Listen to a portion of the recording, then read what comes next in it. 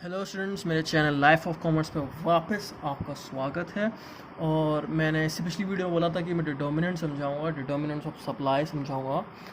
But actually मुझे एहसास हुआ कि डिटर्मिनेंट्स ऑफ सप्लाई कर्व को समझने के लिए डिटर्मिनेंट्स ऑफ सप्लाई को समझने के लिए फ़र्स्ट ऑफ ऑल हमें मूवमेंट और शिफ्ट ऑन सप्लाई कर्व जाना ज़रूरी है। तो मैं इससे अगली वीडियो में समझा दूंगा डिटर्मिनेंट्स ऑफ सप्लाई। इस वीडियो में हम बात करेंगे मूवमेंट और शिफ्ट ऑन सप्लाई कर्व पे। तो आई होप आपको ये वाला टॉपिक्स पहले समझ में आ जाए, उसके बाद हम डिटर्मिनेंट समझेंगे ताकि आपको अच्छे से उसके कॉन्सेप्ट पे ग्रास्प हो जाए, अच्छे से आपको कॉन्सेप्ट उसके ग्रास्प हो जाए, अच्छे से समझ में आ जाए आपको उसका कॉन्सेप्ट। तो बिना टाइम वेस्ट करे हुए हम स्टार्ट करते हैं इस टॉपिक से। तो हम आज क्या पढ़ेंगे? सबसे पहले मूवमेंट। ये शिफ्ट मैंने लिख रखा है, बट हम सबसे पहले मूवमेंट पढ़ेंगे। Movement along the demand along the supply curve. I am so sorry, मुझे डिमांड कर्व बार बार याद आ रहा है क्योंकि मैं पिछली वीडियोस में डिमांड कर्व के बारे में समझाया था, पहले डिमांड के बारे में, तो इसीलिए। बट यस, हम इसमें बात करेंगे movement along the supply curve. Supply में बता चुका हूँ, सप्लाई के सारे बेसिक्स बता चुका हूँ मैं। तो अगर आपने वो नहीं देखी है तो इससे पहले जाके वाली वीडियो देख लें, मैंने इससे जस्ट रिसेंटली अपलोड करी है वाली वीडियो। तो हम बात करते हैं मूवमेंट अलॉन्ग द सप्लाई। तो ये मूवमेंट अलॉन्ग द सप्लाई क्या होता है? तो मैं सबसे पहले बता दूँ, ये मूवमेंट और शिफ्ट में अंतर है। यहाँ पे मूवमेंट और शिफ्ट में अंतर कैसे है? तो मूवमेंट क्या होता है, एक ही सप्लाई कर्व के ऊपर, जैसे ये सप्लाई कर्व है हमारा, ये वाला सप्लाई कर्व बनाता हूँ मैं एक। तो अगर इसी सप्लाई कर्व पर, इस वाले ही सप्लाई कर्व पर कभी नीचे कभी ऊपर, कभी नीचे कभी ऊपर ऐसे हो रहा है, तो ये क्या होगी? Movement along the supply curve. एक ही सप्लाई कर्व पर मूवमेंट हो रही है, कभी बढ़ना कभी घटना सप्लाई का, कभी प्राइस के बढ़ जाने की वजह से प्राइस का सप्लाई का बढ़ जाना, कभी प्राइस के घट जाने की वजह से सप्लाई का घट जाना। तो ये सिर्फ एक ही सप्लाई कर्व पे हो रही है, तो इसीलिए ये क्या हो गई? मूवमेंट हो गई। बट शिफ्ट क्या होता है? शिफ्ट के लिए हमें एक से दूसरा सप्लाई कर्व बनाना पड़ता है। तो अभी तो मैंने बस छोटा सा इंट्रोडक्शन दिया, अभी मैं इस वीडियो में आगे बताऊंगा इसको प्रॉपरली, सप्लाई और शिफ्ट के बारे में।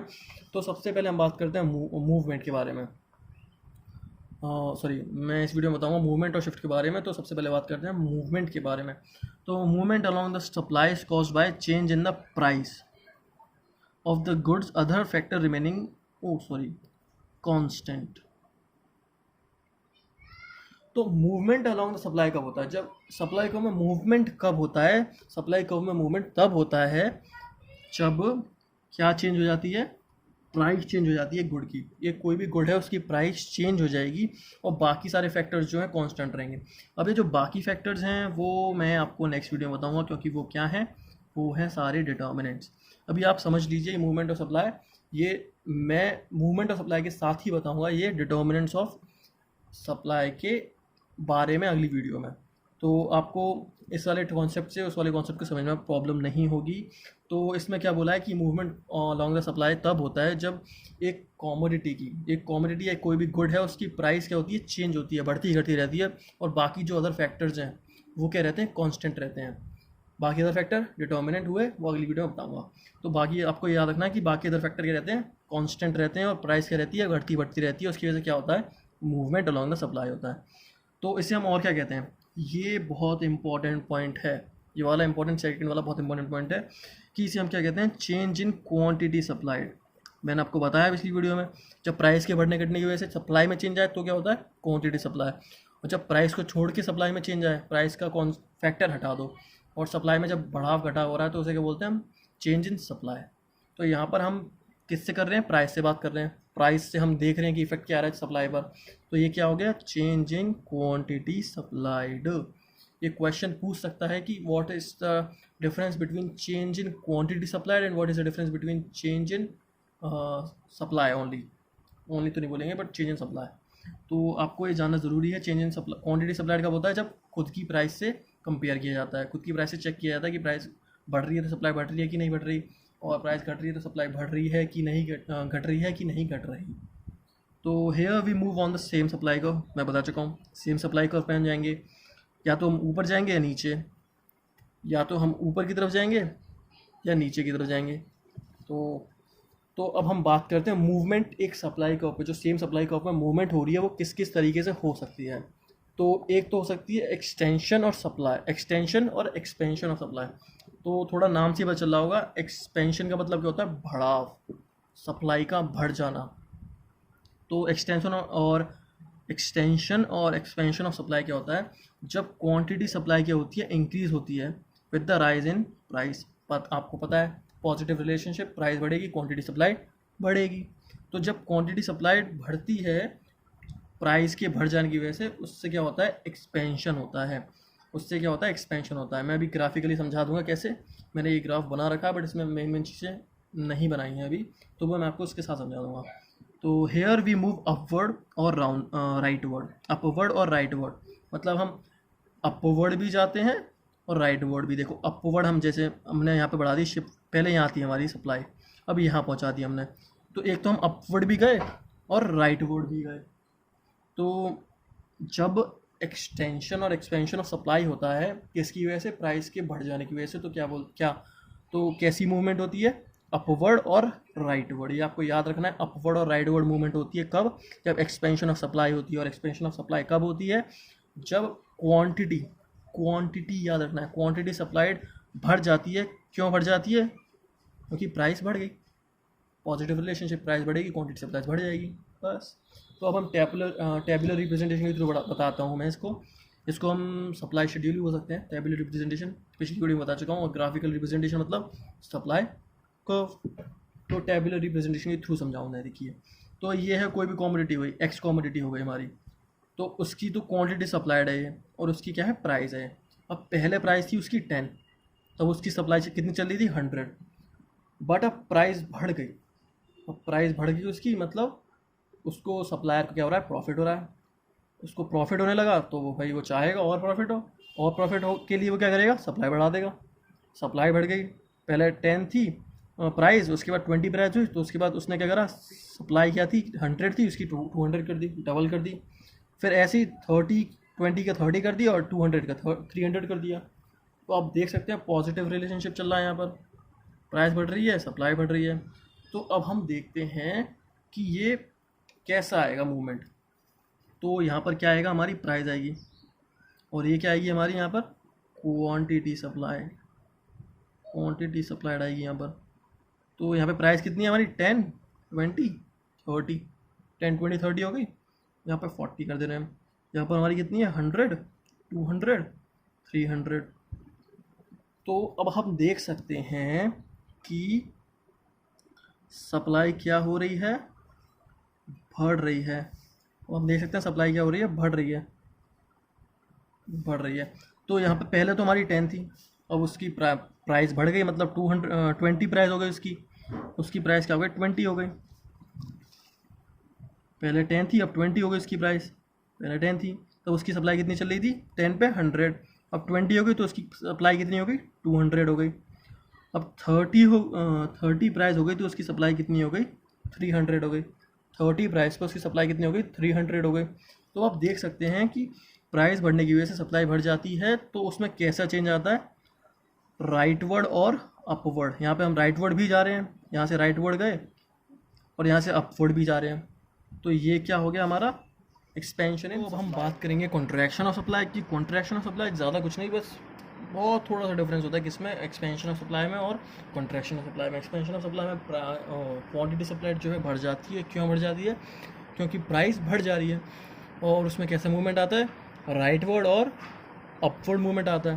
बट कॉन्ट्रैक्शन ऑफ सप्लाई में क्या है कि कॉन्ट्रैक्शन ऑफ सप्लाई में क्वांटिटी सप्लाई जब डिक्रीज होती है, क्यों डिक्रीज होती है, fall in its own price, fall in its price, या फिर फॉल इन प्राइस की वजह से जब क्वांटिटी सप्लाई क्या होती है, डिक्रीज हो जाती है, तब क्या आता है, कॉन्ट्रैक्शन ऑफ सप्लाई। तो इसमें मूवमेंट कैसी होती है कॉन्ट्रैक्शन ऑफ सप्लाई के टाइम पर, डाउनवर्ड और लेफ्टवर्ड मूवमेंट होती है। और एक ही सप्लाई कर्व पे जो कि होता है, मैं आपको बना के दिखाऊँ कैसे, मैंने पॉइंट दे रखे हैं। तो यहाँ पर पहले मैं बताऊँ, ये है हमारा ये हो हमारी प्राइस, ये हो गई हमारी क्वांटिटी सप्लाइड हो गई हमारी। अब ये हो गया हमारा, मानिए 100 200 300 400, ये हमारी 10 20 30 40 50। तो ये हमारी ये हो गई।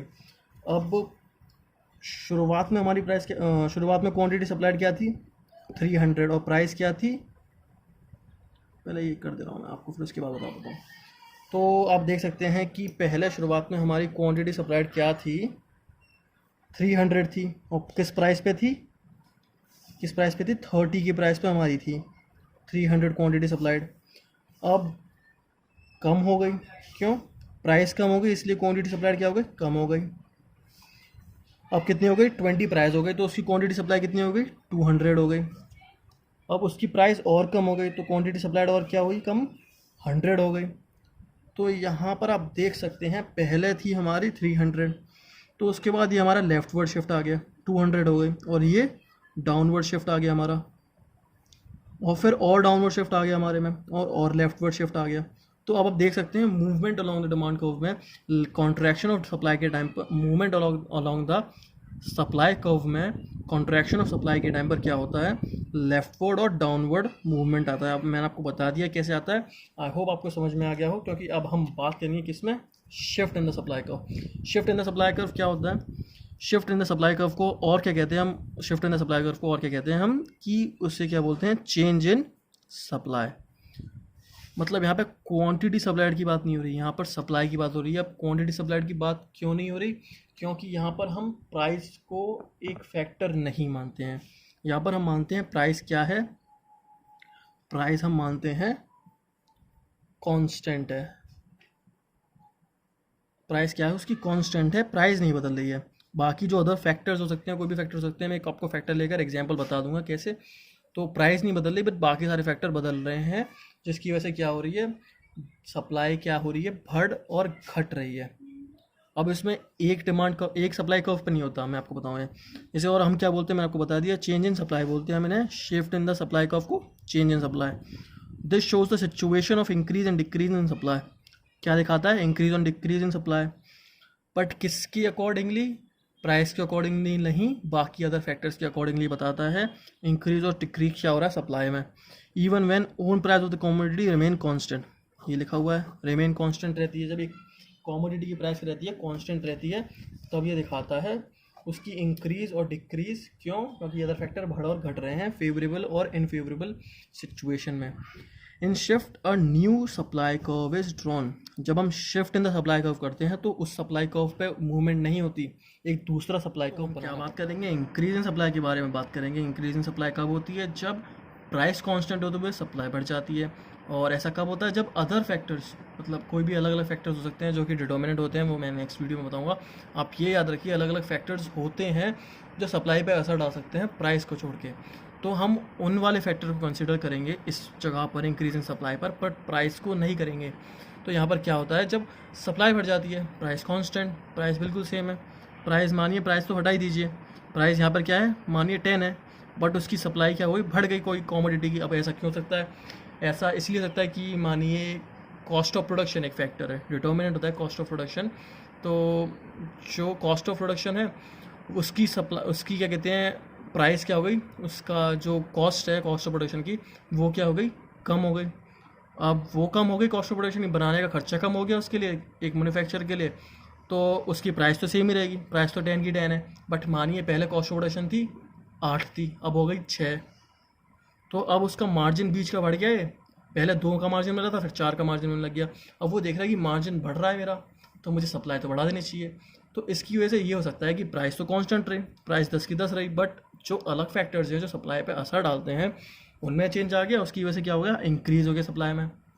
तो here supply of commodity increases, supply of commodity की बढ़ जाती है, क्यों बढ़ जाती है, due to favourable changes in factor, favourable changes in factor की वजह से उसकी क्या होती है, सप्लाई बढ़ जाती है कमोडिटी की। फेवरेबल चेंजेस कैसे हो सकता है कि ये वाला जो मैंने पॉइंट बताया, कॉस्ट ऑफ प्रोडक्शन कम हो गई, पहले से और कम हो गई, तो ये क्या है, फेवरेबल चेंज है। अगर कॉस्ट ऑफ प्रोडक्शन पहले से ज़्यादा बढ़ जाती तो अनफेवरेबल चेंज था, तो उसकी वजह से क्या हो गई, सप्लाई बढ़ गई।